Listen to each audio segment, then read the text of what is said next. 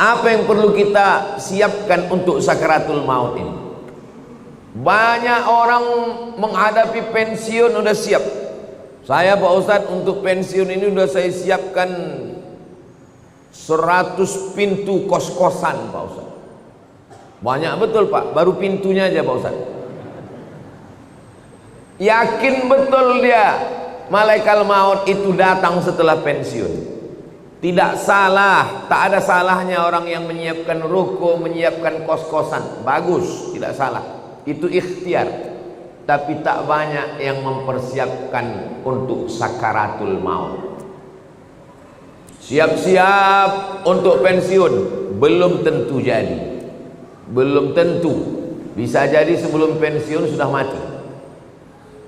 Tapi mati ini tidak kita siapkan pun pasti mati. Yang paling pasti dalam hidup ini adalah mati. Apa yang kita siapkan untuk sakaratul maut itu? A'udzubillahi minasyaitonir rajim.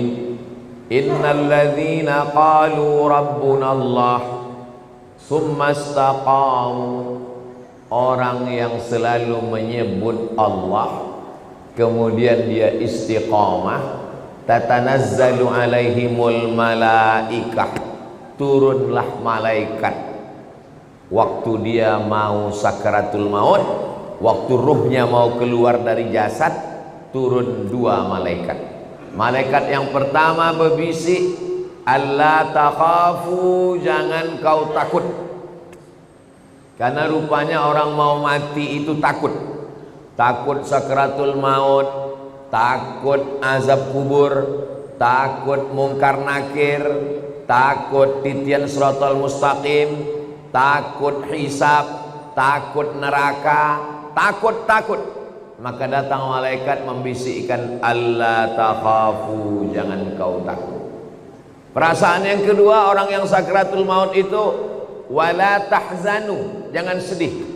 Rupanya orang yang mau mati itu perasaannya sedih.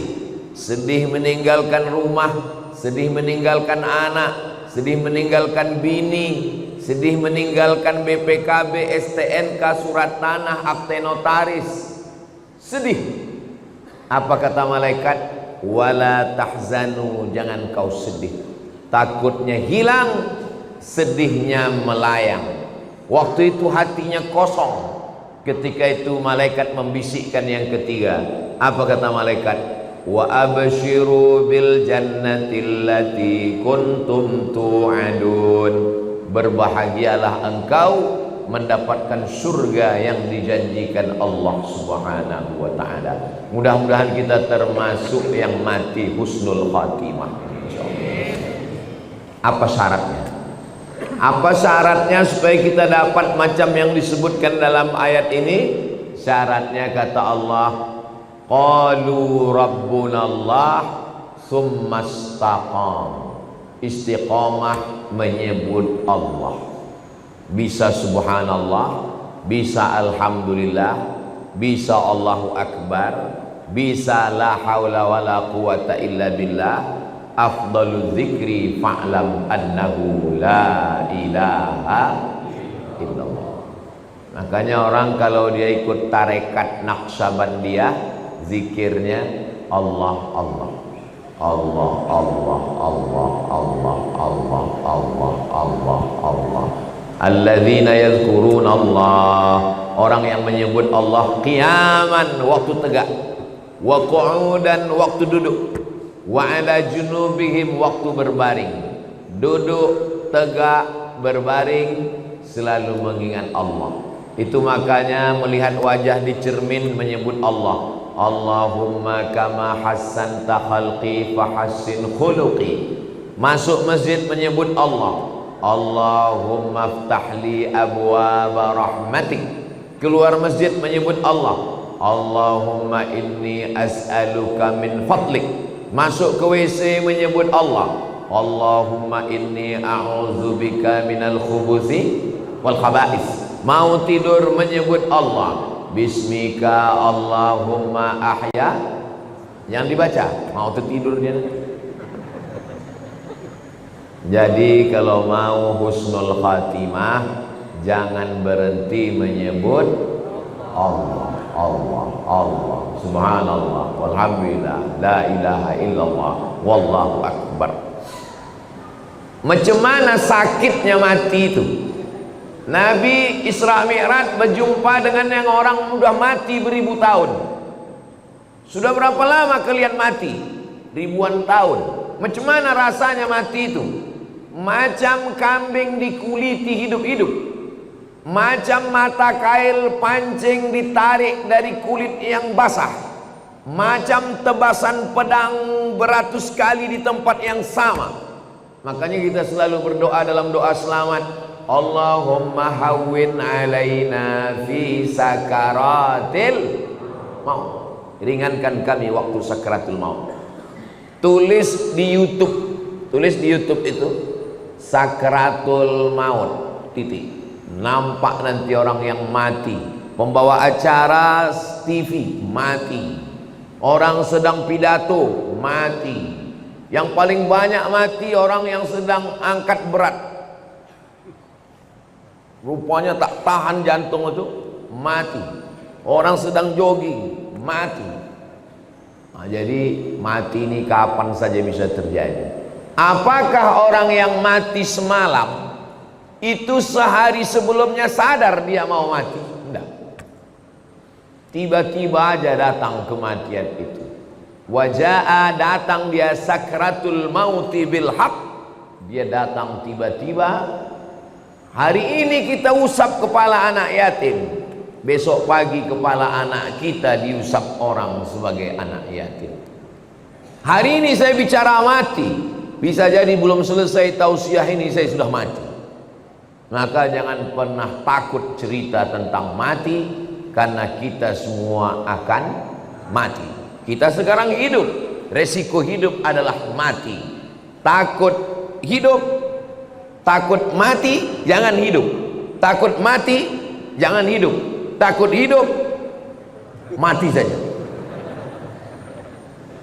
Karena ketika kita berani menghadapi hidup, berarti kita sudah berani menghadapi mati. Yang kita persiapkan itu adalah mati dengan husnul khatimah, insyaallah. Apa yang sering kita dengar, apa yang sering kita tengok, apa yang sering kita pikirkan, itulah yang akan datang waktu sakaratul maut. Telentang kita di masjid ini, maka yang kita tengok adalah alhamdulillah, alhamdulillah, alhamdulillahi rabbil alamin. Itu maka kaligrafi ditulis di dinding. Supaya apa? Supaya mata menengok. Kalau bawa mobil dari Makkah ke Madinah, dari Makkah ke Jeddah, di pinggir jalan, subhanallah walhamdulillah, la ilaha illallah, wallahu akbar. Kenapa di pinggir jalan itu ditulis? Supaya kalau mati husnul khatimah. Beda tempat kita, di pinggir jalan yang tulis iklan es krim sama skincare. Makanya matinya bukan menyebut Allah, kredit. Apa yang sering kita dengar, apa yang sering kita tengok, apa yang sering kita pikirkan, itulah yang akan datang waktu sakaratul maut. Ada orang koma di masjid di Rumah Sakit Cipto Mangunkusumo Jakarta. Koma, belum titik lagi, masih koma, tidak sadar-sadar. Kata dokter, bawa orang ini ke rumah karena sudah tak ada harapan hidup. Ini tinggal menunggu aja lagi. Obat sudah tak ada sampai masanya mati ini nanti. Akhirnya anak istrinya pun dah menyiapkan mau bawa pulang ke rumah. Begitu mau dibawa pulang ke rumah, tiba-tiba duduk dia. Dokter pun terkejut, anak bininya pun terkejut. Kok sadar dia lagi? Akhirnya ditanyalah orang ini, Bapak kan koma? Iya. Di dalam koma itu apa yang Bapak rasakan? Aku tak ingat apa-apa. Terus kenapa tiba-tiba sadar? Tiba-tiba datang Ustadz Somad. Apa kata dia? Ditanyanya saya, kapan kau buat tabligh akbar? Akhirnya saya pun terduduk. Pokoknya nanti kita buat tabligh akbar di kampung. Akhirnya dibuatnyalah acara di tepi Danau Maninjau. Nama acaranya Pulang Basamo. Akhirnya saya datangi bapak ini, dia dari Jakarta. Apa betul bapak koma di rumah sakit Cipto Mangunkusumo? Betul Pak Ustadz. Terus dalam koma itu apa yang bapak rasakan? Tiba-tiba Ustadz datang bertanya ke saya, kapan tablik akbar? Itulah saya duduk sadar tuh Pak Ustadz. Lama saya menung. Jangan-jangan aku ini udah wali. Dua gendangnya, kalau tak wali murid, wali kelas. Saya ini orangnya rasional. Saya selalu penasaran, kenapa bisa saya datang ke dalam komanya itu. Lalu saya tanya dia, Bapak kalau pagi apa yang Bapak lakukan? Saya hidupkan handphone, saya dengar tonton YouTube Ustaz. Oh. Kalau Bapak sampai di tempat kerja apa yang Bapak lakukan? Kalau sedang kosong saya tonton lagi YouTube Ustaz. Kalau Bapak mau tidur malam apa yang Bapak lakukan? Sebelum saya tidur yang terakhir saya tonton adalah YouTube Ustaz. Baru saya paham. Apa yang selalu ditonton, itulah yang dibawa ke alam bawah sadar. Itulah yang datang waktu tidur dan waktu koma. Dan itu juga yang datang waktu husnul khatimah insyaallah. Rasional, masuk akal. Tanyalah sama pakar-pakar psikologi, kenapa bisa itu yang terbawa-bawa. Makanya bapak-bapak pikirkan yang bagus-bagus aja. Jangan pikirkan yang waktu SMP SMA dulu. Mau dia mengigau tuh bawa ke malam. Tiba-tiba udah sambal belacan aja di muka. Maka saudaraku yang dimuliakan Allah Subhanahu wa taala, kalau yang kita pikirkan itu adalah akhirat, yang kita pikirkan itu adalah nama Allah, maka insya Allah kita semua mati dalam keadaan husnul khatimah. Nah, ruh kita keluar dari hembusan. Makanya orang yang mati itu biji matanya terbuka. Semua orang yang mati biji matanya terbuka. Apa yang ditengok waktu mata terbuka? Yang ditengok itu adalah ruh keluar dari mulut dan hidung. Dulu ruh itu masuk ke dalam jasad ini dihembuskan. Wa nafakhtu fihi min ruhi, aku hembuskan ruh. Rahaya ruhu, pergi berhembus. Ruh itu artinya pergi dan datang berhembus. Maka waktu datangnya berembus, perginya pun berembus. Ruh itu berjalan dari mulai ujung kaki sampai ke betis, naik ke lutut, naik ke paha, naik ke pinggang, terasa dingin, sejuk di kaki. Kalau ada bapak ibu yang udah merasa agak sejuk di kaki, tak lama lagi itu. Naik dia ke atas, naik dia ke atas, naik dia ke atas, keluar dia dari mulut, biji mata menengok ruh itu keluar, maka datang orang lain memejamkan mata kita. Bismillah wa ala millati Rasulillah, inna lillah wa inna ilaihi raji'un. Menggerakkan tangan ringan, menggerakkan lidah ringan. Yang paling ringan adalah menggerakkan kelopak mata. Inilah yang paling ringan. Tapi waktu kita sakratul maut, jangankan menggerakkan tangan, jangankan menggerakkan bibir, menggerakkan kelopak mata pun tak bisa. Terbuka.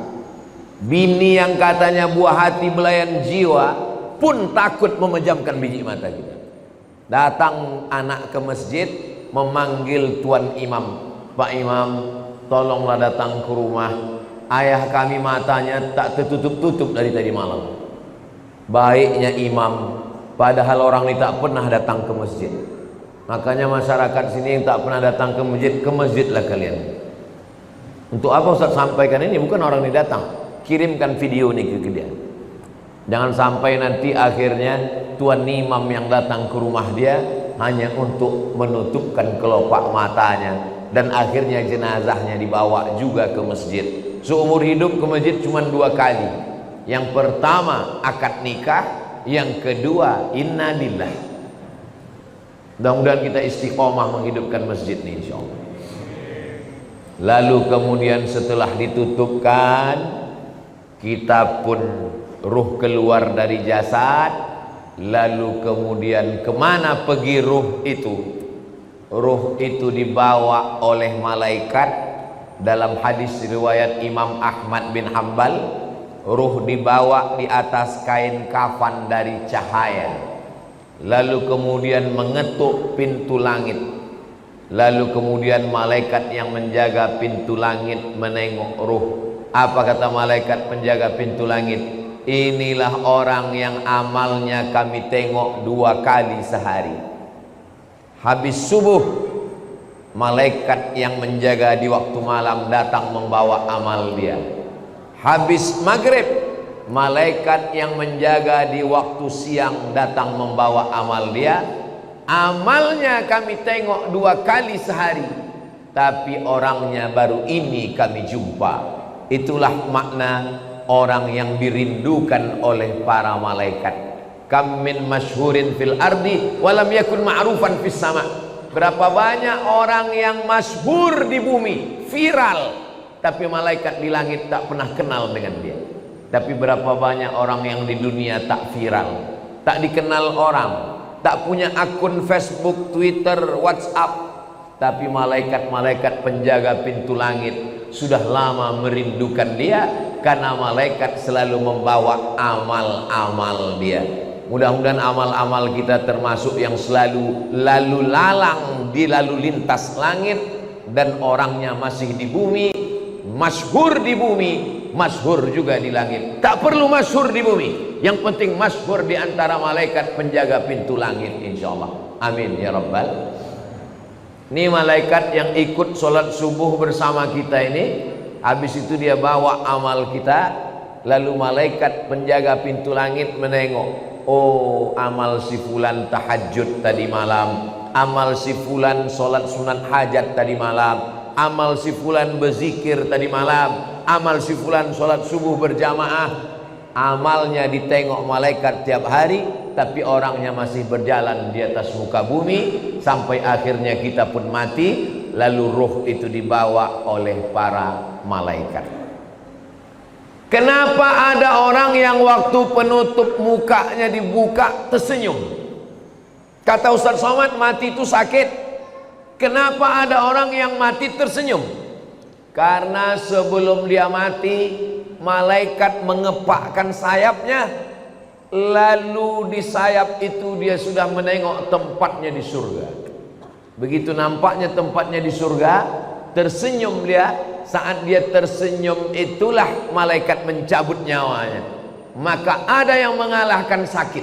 Yang mengalahkan sakit adalah menengok tempat di surga. Mudah-mudahan kita termasuk orang yang menengok tempat kita sebelum kita mati.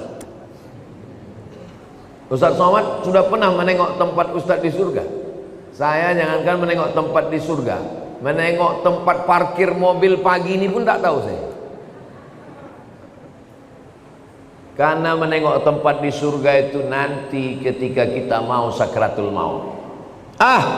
Masa iya Pak Ustadz, sakitnya mati bisa dikalahkan? Itu logikanya begini, rasionalnya begini. Ibu habis melahirkan anak, sobek dagingnya, mohon maaf, sakit. Tak usah saya ceritakan sakitnya. Nanti kalau saya ceritakan ibu-ibu, alah macam pernah aja Ustadz itu. Ibu sedang terbujur sekarang di rumah sakit, baru saja disobek dokter kulitnya, koyak mengeluarkan bayi. Tak lama kemudian datang bidan membawakan bayi, lalu ibu pun menggendong anak itu. Ibu senyum atau tidak? Senyum. Yang saya tanya, sakit atau tak sakit? Inilah hebatnya ibu yang saya tanya, bisa pula bapak itu merasakan sakit. Kan memang cinta sejati lah orang. Ibu itu baru saja melahirkan anak, nyawa taruhannya, koyak dagingnya, tapi menengok anak tersenyum dia. Begitulah mati itu, sakit, tapi sakitnya kalah. Kenapa? Karena menengok tempat di surga, ditunjukkan Allah. Itu salah satu tanda husnul khatimah. Orang yang husnul khatimah itu irqul jabin. Irqul jabin, berkeringat jabin di atas kening atasnya. Kenapa? Kenapa orang yang mati husnul khatimah itu berkeringat di atas jabin ini? Karena malu. Biasanya orang kalau malu kan merah wajahnya karena tersipu malu. Maka orang yang meninggal menengok tempatnya di surga, malu dia karena amalnya tak seberapa. Aku amalku rasanya tak seberapa. Kenapa besar kali balasan yang kau kasih ya Allah? Maka salah satu tandanya adalah irqul jabin, keluar macam keringat kecil di atas. Tapi jangan pula gara-gara ini biar supaya suami ibu disangka husnul khatimah, begitu mati langsung semprotkan air ke keningnya. Itu tak usah dibuat-buat, serahkan aja kepada Allah Subhanahu wa taala. Ini yang saya sampaikan ini menurut hadis-hadis yang sahih supaya kita bersiap-siap. Maka jangan lupa berzikir. Zikir ini banyak kali Pak Ustadz. Kata guru saya Syekh Umar Al-Ma'ruf Ali, dia keturunan dari Syekh Muhammad Tayyib. Syekh Muhammad Tayyib ini murid langsung dari Syekh Muhammad bin Abdul Karim Samman dari Madinah. Kata dia, Abdul Somad, kalau kau payah memilih-milih zikir yang banyak, kau amalkan aja 3. Yang pertama istighfar, yang kedua solawat, yang ketiga la ilaha illallah. Istighfar itu membersihkan cawannya. Ini cawan kotor, kalau dituang air zam-zam ikut jadi kotor. Bersihkan dulu, membersihkan cawannya dengan istighfar. Astaghfirullahaladzim, astaghfirullahaladzim, astaghfirullahaladzim, astaghfirullahaladzim, astaghfirullahaladzim. Bisa 100 bagus, bisa 200 bagus, bisa 1000 bagus. Setelah istighfar baru kemudian wangikan dia, harum semerbak. Mewangikannya itu sholawat. Allahumma salli ala Sayyidina Muhammad wa ala ali Sayyidina Muhammad. Allahumma salli ala Sayyidina Muhammad wa ala ali Sayyidina Muhammad. Setelah dia wangi, barulah kau tuangkan air. Airnya itu adalah afdalul dzikri fa'lam annahu la ilaha illallah. Ini masalah zikir ini, jangan karena mau ngejar cepat lalu bunyinya tak jelas. Astaghfirullahaladzim, astaghfirullahaladzim, astaghfirullahaladzim. Ada orang beristighfar pakai lagu. Astaghfirullah Rabbal baraya. Bagus, tak salah. Ada orang istighfar pakai suara. Astaghfirullahaladzim, astaghfirullahaladzim, astaghfirullahaladzim. Bagus. Saya Pak Ustadz lebih khusyuk kalau dalam hati. Bagus. Masalah berzikir ini, zikir kuat bagus. Jangan gara-gara zikir kuat sama zikir pelan berkelahi di masjid. Berkelahi antara zikir kuat dengan zikir pelan di masjid, sampai cerita itu keluar masjid. Apa kata orang luar masjid? Untung kita tak ke masjid. Coba kalau kita ke masjid berkelahi kan? Bagus kita di luar masjid nih lagi. Nah, jadi yang berzikir kuat silakan. La ilaha illallah, la ilaha illallah. Bagus, tak salah. Yang berzikir pelan bagus. La ilaha illallah, la ilaha illallah. Zikir kawan pelan, kita mau kuat, kita paksakan dia, kita ke telinga dia. La ilaha illallah. Apa mau kau kata dia? Berkelahi kita dalam masjid. Saya Pak Ustaz terganggu kali saya sama zikir orang ini. Saya kalau udah dengar orang ini berzikir kuat terganggu saya Pak Ustaz. Berarti ada setan dalam diri kau. Orang yang terganggu dengan zikir berarti ada setan. Zikir tidak pernah mengganggu kita. Sebagaimana kita mendengar suara bacaan Al-Quran. Kalau ada orang terganggu mendengar bacaan Al-Quran, itulah makna ruqyah. Diruqyah dia biar keluar hantu setan dari dalam dirinya. Habis sakratul maut selesai, lalu kemudian kita pun masuk ke liang lahat. Tapi tadi ruhnya udah diangkat ke langit Pak Ustadz. Waktu jasad masuk ke liang kubur, maka ruh turun balik, dimasukkan Allah ke alam kubur untuk menjawab pertanyaan malaikat mungkar nakir. Iya kalau jasadnya masuk kubur, kalau matinya diterkam singa, kalau matinya di sungai Amazon, dimakan ikan piranha 1000 ekor, kemana pergi ruhnya? Kalau matinya tabrakan beruntun hancur macam daging kena blender, kemana pergi ruhnya? Maka nama alamnya adalah alam barzakh. Dia tidak disebut dengan dunia karena dia sudah mati. Dia tidak disebut dengan akhirat karena dunia masih ada. Pemisah antara dunia dengan akhirat namanya alam barzakh. Tengok dalam surat Ar-Rahman, bainahuma barzakhul la yabghiyan. Jadi ruh yang sudah diangkat ke langit diperkenalkan ke malaikat, diturunkan balik masuk ke dalam jasad untuk menjawab pertanyaan mungkar nakir. Setelah itu ruh dalam genggaman kudrat iradat kuasa Allah subhanahu wa ta'ala, maka ruh menantikan amal yang mengalir. Apa yang perlu kita siapkan? Yang perlu kita siapkan yang pertama, ilman 'allamahu wa nasyara. Ketika di alam barzah disebut alam kubur, yang kebetulan ada kuburnya.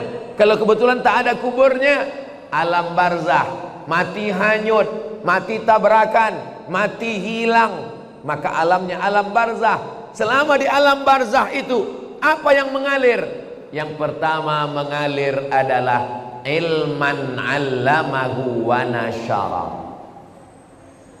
Ustadz Marsofwan ceramah, ada program subuh apa namanya Ustaz? Pejuang Subuh Nongsa, dilanjutkan oleh anak-anak pejuang subuh Nongsa, mengalirlah pahalanya ke beliau. Bang Hardi Hud dosen sampai ke Indragiri Hilir, dosen sampai ke Sungai Guntung, mengajar ke sana kemari, mengalirlah pahalanya. Ustadz, tapi kami ini tak ustadz, kami ini bukan buya, kami ini bukan profesor Pak Ustadz, ilmu apa yang mengalir? Bapak jangan lupa ajarkan Al-Fatihah ke anak, ibu ajarkan Al-Fatihah ke anak. Saya hatam alif-alif, hatam Quran, guru pertama saya emak saya. Jadi sampai hari ini kalau saya ngajar di mana-mana, itu pahalanya mengalir ke almarhumah emak, ke almarhum ayah saya. Maka ibu kalau tak sempat, bapak kalau tak sempat, ajarkan Al-Fatihah ke anak, supaya anak sholat subuh, zuhur, asar, maghrib, isya, tahajud, witir, duha, dia baca Al-Fatihah, mengalir ke kita semuanya.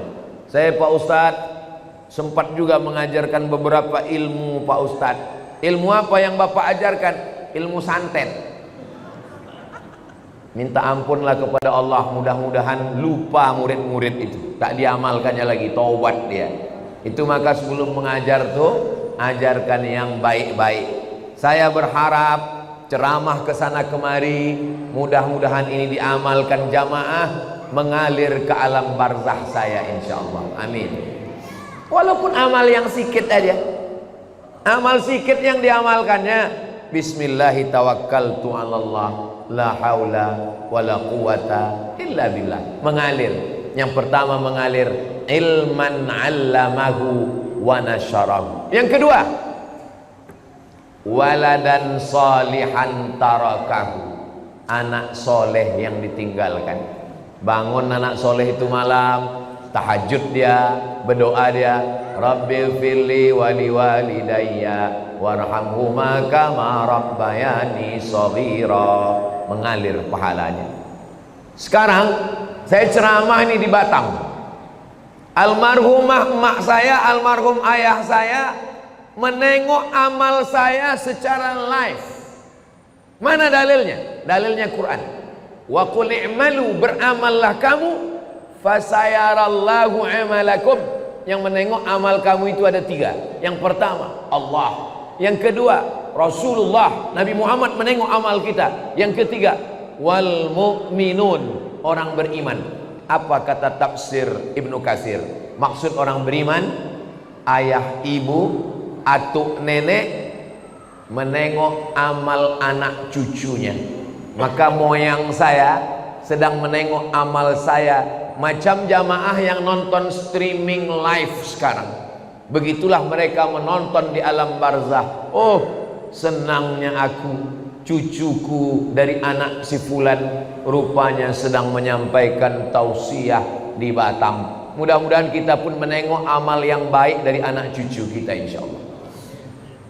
Makanya selalu doanya, Rabbana hablana minas salihin, Rabbana hablana min ladunka dzurriyyatan thayyibah, Rabbana hablana min azwajina wa dzurriyyatina qurrata a'yun waj'alna lil muttaqina imama. Apalagi yang mengalir? Yang mengalir yang ketiga adalah mushafan warasahu, mewakafkan Al-Quran. Wakafkan Al-Quran. Kalau ditengoklah masjid, masjid apa nama masjid kita ini? Masjid Baitul Amal. Itu wakaf Qurannya, Masya Allah. Kalau ditengok dari susunannya nampaknya Quran ini tak pernah dibaca ini. Janganlah begitu Pak Ustadz. Ini Quran ini disusun rapi ini karena mau pengajian subuh ini. Kalau tidak ada pengajian tunggang langgang lintang pukang juga Quran ini. Itu yang mewakafkan Quran ini meninggal orangnya. Kenapa ada tradisi wakaf surat Yasin tempat kita? Karena orang dulu susah, tak ada duit, maka tak bisa dia mewakafkan Quran, diwakafkannya surat Yasin. Tapi yang paling bagus Quran. Waktu almarhumah mak saya meninggal, saya teleponlah penerbit Syamil di Bandung. Assalamualaikum penerbit Syamil. Waalaikumsalam. Mak saya meninggal, saya mau mewakafkan Quran. Berapa Pak Ustadz? 1000 eksemplar berapa ya? Kalau untuk Somad, Ustadz Somad gratis kata dia. Kalau gratis 2000 lah saya bilang. Kalau 2000 bayar Pak Ustadz. Kalau bayar saya minta 5000. Saya minta 5000. Habis itu saya kirim ke masjid-masjid, ke pesantren. 5000 kita kirim, mustahil ke 5000-nya itu tak dibaca orang.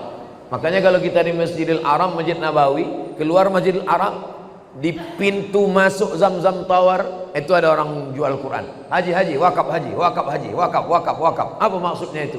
Mewakafkan Al-Quran. Tapi kata ulama, bukan cuma wakaf Quran, wakaf kitab fikih, wakaf kitab agama, wakaf kitab Riyadhus Shalihin, wakaf kitab. Itu juga sampai kepada Allah, sampai disampaikan Allah kepada kita. Maka baca Quran ini supaya mengalir kepada orang yang mewakafkannya, insyaallah. Yang keempat, apalagi yang mengalir? Masjidan banahu, membangun masjid. Siapa yang mewakafkan tanah ini, yang mewakafkan masjid ini? Tak bisa saya membangun masjid utuh, satu masjid Pak Ustadz. Tak bisa membangun satu utuh masjid, isi aja kantong-kantong tuh. Itu yang mengisi kantong tuh, itu mengalir tuh. Yang tak mengisi, innalillah lah kalian. Duit yang disimpan di bank, ditabung 3 miliar, mati kita, Bapak. Kalau duit kita 3 miliar, mati kita, itu mereka udah siap untuk memakai. Yang mendapat warisan siapa? Istri dapat 1/4 kalau tak ada anak. Kalau ada anak 1/8. Anak laki-laki dapat 2 kali bagian anak perempuan. Habis. Mereka menunggu kita cuma 4 bulan 10 hari. Habis 4 bulan 10 hari, dia pun dipinang oleh Bronis, berondong manis. Tapi duit yang dimasukkan ke kresek, ke kotak, inilah yang akan mengalir. Mohon maaf jangan tersinggung dengan cakap saya tadi. Maksud saya yang memasukkan duit secara cash. Tapi jamaah Masjid Baitul Amal ini banyak juga tidak langsung masuk duit karena mereka pakai transfer banking. Jadi dia langsung tit. Habis terkirim baru dia menangis. Kalau ditanya, kok menangis kenapa? Teringat ceramah Ustaz Somad tadi? Tidak, salah ketik aku tadi. Rencanaku mau ngetik nolnya 5, rupanya terketik 6 pula. Kalau 5 kan 100.000. Terketik 6 sejuta. Padahal kalau mati tabungan ada 100 juta, yang terkirim sejuta, mati yang dibawa yang sejuta atau yang 99? Yang sejuta itulah yang menolong. Itu kalau terketik sejuta. Kalau termasukkan 2000, sedang parkir aja sekarang udah 3000, kencing 5000. Apa yang kita siapkan untuk alam barzakh? Apalagi yang mengalir yang kelima? Yang kelima, baitan libnis sabil banahu, membangunkan rumah untuk ibnu sabil. Kalau zaman dulu ibnu sabil ini musafir yang putus belanja. Kalau zaman sekarang ada anak-anak dari pulau mau kuliah ke Batam, tapi untuk uang kos mahal, cari tanah kosong, bangunkan kos gratis untuk anak berprestasi. Itu sampai hari kiamat itu mengalir. Buatkan rumah, buatkan pondok pesantren, buatkan rumah Quran, buatkan asrama, buatkan kelas, mengalir sampai hari kiamat. Yang keenam, nahran ajrahu, mengalirkan air. Buatkan sumur bor, pergi ke pesantren, buat sumur bor. Berapa santri di sini Pak Kiai? Santri ada 1000 orang Pak. WC-nya berapa? 3. Buatkan WC, buatkan sumur bor, mandi anak-anak di situ, berwuduk dia, minum dia, mencuci dia, mengalir pahalanya. Saya waktu kecil dibawa emak saya ke sawah. Di tepi sawah itu ada sumur. Kata emak saya, ini sumur wakaf atuk kau dulu. Anak kecil, anak SD, saya tak paham. Apalah atuk nih berwakaf sumur. Sekarang baru saya paham setelah membaca hadisnya. Rupanya orang tua-tua dulu tahu hadis ini mewakafkan sumur. Di tempat kita sekarang tak usah lagi wakaf sumur karena air sudah banyak-banyak. Bukan lagi kota bertuah, kota berkuah.